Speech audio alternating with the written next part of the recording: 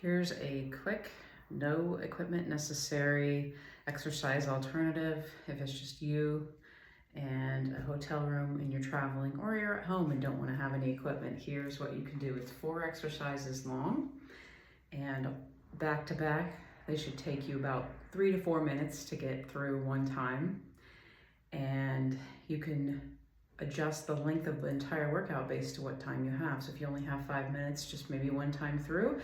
But if you find yourself with a few more minutes, take yourself through the exercises as many as 3 or 4 times, and it'll be a good workout replacement for you. So the first exercise is going to be marching. So what that looks like is keeping your hands here at a right angle at my elbow, and you're just marching like this, bringing the knee up to tap your hand each time.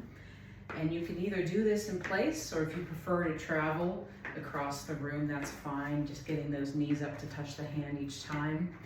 And you want to do that for 10 times each side. And then after that, you're going to move on to wall presses. So you're going to find a wall to set up for that. As you can see, I have here. And what you want to do is make sure that your arms are in the right position. So you want them to be at about the armpit level. So you want them to be up here about the armpit level, and you're going to be out on the wall, against the wall. The way you make this harder is stepping those feet away from the wall. So you want to step away far enough that when you get to 10, your body's slowing down. It feels a lot harder than the first couple did. So you're going to lower yourself towards the wall, have that nose touch the wall, and press yourself back out. And as far as how far your hands are apart, you want to keep those hands about shoulder width apart. You don't want them coming out any further than that. So set up at armpit height, and then width, just right shoulder width. Again, walking those feet out until you feel like getting to 10 is a bit of a challenge for you. And then after you've done 10 of those wall presses, you're going to go to some leg swings. So for the leg swings, you're going to have to focus on what your upper body's doing, even though it's lower body exercise. So when you take your right leg out, you're going to be moving it slowly in and out like this. And notice how my upper body is still. So in other words, I'm not compensating by leaning like this. So it really helps to do this at home with a mirror. But if you don't have a mirror, just maybe hands on your hips, or just being mindful of your upper body being more like a statue. And this really targets the glutes, but only if you move that leg a little bit to the back as well as to the side. And I'll show you what I mean by that. So not just straight to the side, but a little bit to the back and to the side. What I liken it to is if you're moving your right leg out and your left leg were to be standing in the middle of a dial of a clock, that your right leg would be moving out to about the 4 o'clock position on the clock. On the other side, if you're standing on your right leg, moving your left leg out, your left leg is moving to roughly the 8 o'clock position on the dial of a clock. So that will be 10 on each side as well.